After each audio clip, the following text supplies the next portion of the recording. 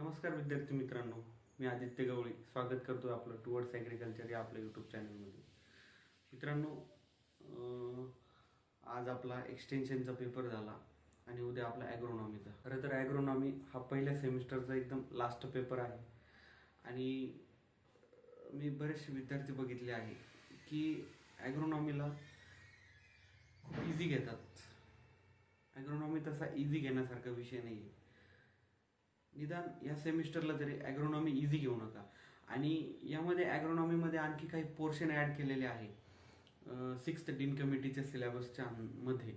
तर आजच्या जे आपण क्वेश्चन बघणार आहोत त्यामध्ये ते क्वेश्चन सुद्धा मी इन्क्लूड केले आहे. ते क्वेश्चन ॲड करूनच तुम्हाला मी क्वेश्चन तयार केलेले आहे. याचे PYQ करणं गरजेचं आहेच, पण त्या व्यतिरिक्त आणखी जो नवीन काही सिलेबस या ठिकाणी ॲड झालेला आहे त्यातले सुद्धा क्वेश्चन बघणं गरजेचं आहे. मी माझ्या पद्धतीने जेवढे मला वाटतात, जेवढे योग्य वाटतात तेवढे क्वेश्चन ॲड करायचा मी प्रयत्न केला आहे. बाकी तुम्हाला आणखी जर डिटेल याचं करायचं असेल तर नोट्स वगैरे तुम्ही रेफर करू शकता. पण मी एवढंच सांगतो, बरेच विद्यार्थी बघितले जे ॲग्रोनॉमीला खूप इझी घेतात. इझी घेण्यासारखा ॲग्रोनॉमी विषय नाही आहे, कारण ॲग्रोनॉमी खूप कॉम्प्लिकेटेड विषय आहे. याला समजणंही तितकंच गरजेचं आहे, कारण ॲग्रिकल्चरचा हा बेसिक सब्जेक्ट आहे. त्यामुळे याला तरी इझी घेऊ नका, याचा डिटेल अभ्यास करा. ओके, आजचे आपण पहिले सगळे क्वेश्चन बघूया. पहिला क्वेश्चन आहे तुमचा, define agronomy and write down the role of agronomist or relationship of agronomy with other sciences. एकतर तुम्हाला ॲग्रोनॉमिस्टचे रोल विचारतील किंवा मग relationship of agronomy with other sciences, दोन्हीपैकी एक विचारतील सब क्वेश्चनसाठी. आणि त्यातले त्यात आता ॲग्रोनॉमी 2+1 झालेला आहे. 80 मार्काला तुम्हाला पेपर राहणार आहे. त्यामुळे पहिल्यापेक्षा थोडं जास्त लिहिणं आपल्याला गरजेचं आहे. त्यानंतर क्वेश्चन नंबर 2 आहे तुमचा, define the term tillage, give objective and advantages of tillage or types of tillage and characteristic of good tilth. खरं तर एवढे प्रश्न यामध्ये असा प्रश्न नसेल तुमचा. एकतर तुम्हाला टिलेजचे ऑब्जेक्टिव्ह आणि ॲडव्हान्टेज विचारतील किंवा मग टाइप्स विचारतील. असं एक तुम्हाला त्या ठिकाणी येऊ शकतं सब क्वेश्चन. मी तुमचा स्टडी हॉलसाठी हा जास्त पॉईंट ॲड केलेला आहे याच्यामध्ये.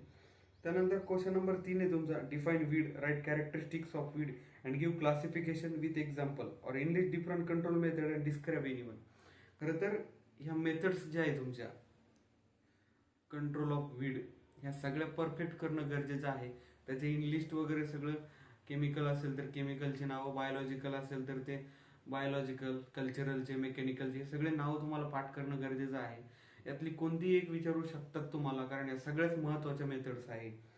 त्यानंतर क्वेश्चन नंबर 4 आहे तुमचा, define fertiliser and give methods of fertiliser and manure application and classify manure and fertiliser with example.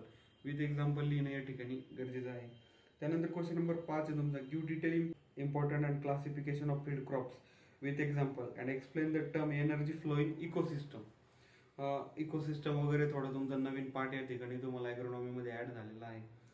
त्यानंतर क्वेश्चन नंबर 6 आहे तुमचा, enlist method of sowing agronomic crops and explain detail anyone or give objective of seed treatment. Okay. त्यानंतर question number 7 आहे तुमचा, define plant population and effect of plant population on crop growth and yield. त्यानंतर question number 8 आहे तुमचा, define seed, characteristics of good seeds and describe in detail stages of multiplication of seed. Stages आणि classes याच्यात confuse व्हायचं नाही, दोन्ही पण एकच आहे आणि हा प्रत्येक वर्षी प्रश्न येतो, त्यामुळे खूप महत्त्वाचा प्रश्न आहे.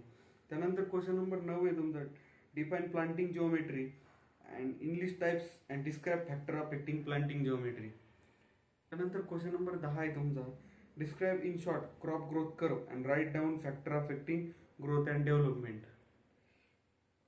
त्यानंतर क्वेश्चन नंबर 11 आहे तुमचा, define irrigation and give detail method of irrigation or explain advantage and disadvantage of anyone.